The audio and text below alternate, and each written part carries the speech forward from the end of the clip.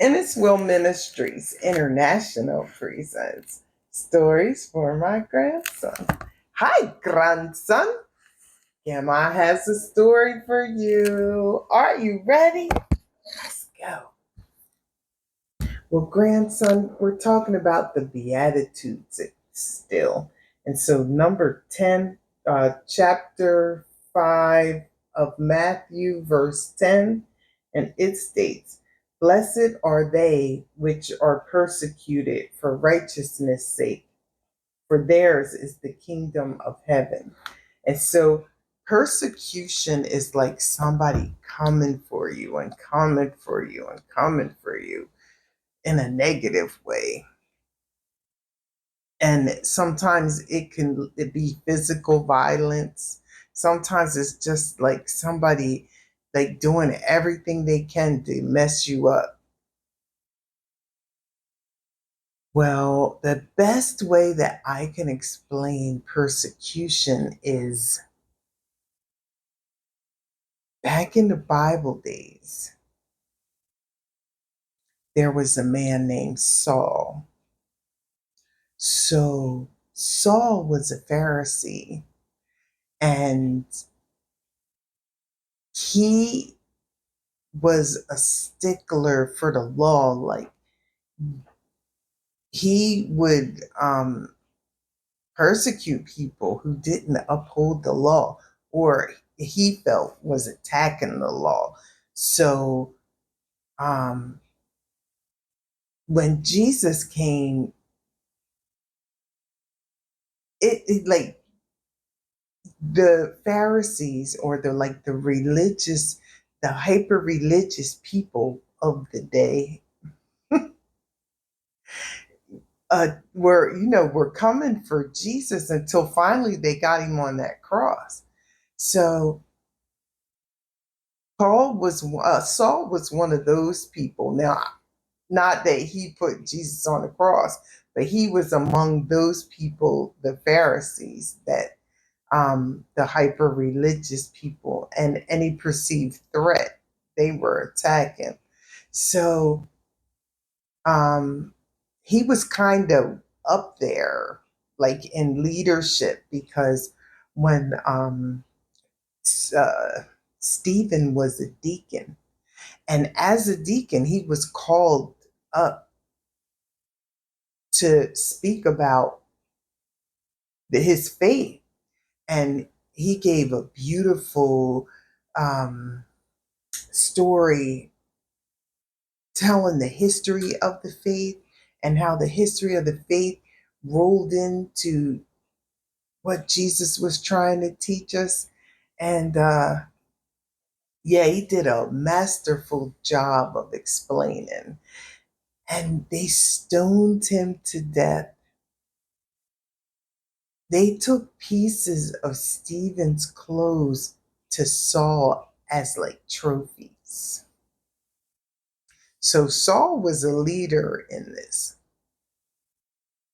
One day, Saul and his boys were walking down this road headed towards Damascus.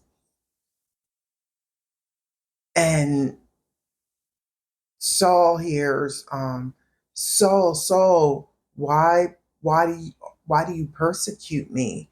And he's like, Lord, I never persecuted you. And he said it again, and he's like, I never persecuted you.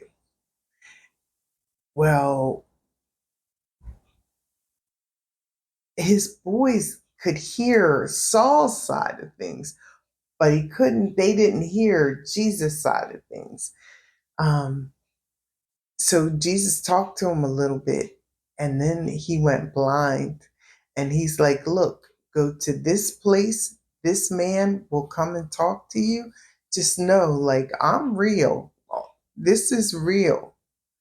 And Saul's name got changed to Paul. And the very person that was out there persecuting Christians ended up being persecuted himself by the same people, the same ones those same Pharisees that he was one of. now that he's being persecuted by them. And so I tell you this story, grandson, because I want you to remember that people in the world, like non-Christians, and some will persecute you because you live holy. Now, because you're living a righteous, good life, it's like a mirror up against them, and it makes them have to look at how they're not, how you're living your life for Jesus. They see you, and it's a mirror to show how they're not living for God. And you don't know, because you don't know what's done in the dark, but they know. And you're trying to live right shines a light on how they aren't. So the world will persecute you because your presence is an attack on them. That's how they feel. They actually feel persecuted by you just because you live right. Just because you're that mirror. But also, as Christians, um, we are divided up. Excuse me, grandson. We are divided up by different denominations. Like we have like our own little groups that have splintered off of Christianity, and so we're all like in our group thinking that we're the only way, like what we believe is the only way, but Jesus is the only way, and our denominations are man-made. But we will persecute each other because we don't believe the same. Don't ever get caught up in the denominational wars. That's not our business. Our business is to teach, is to make disciples out here. Our job is to teach people about Jesus and keep it stepping.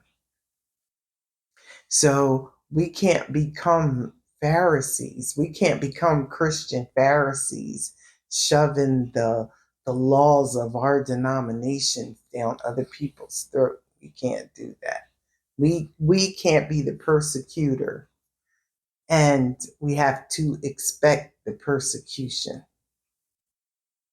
But it says when we're persecuted for righteousness' sake, ours will be the kingdom of heaven. So we have to put up with a little something, something down here, but we get to, ours is the kingdom of heaven. All right. So, yeah, expect persecution. Don't be a persecutor. That's not our place. We're to share about Jesus. We're not supposed to persecute anyone because they don't believe like us. All right. Well, guess what, grandson?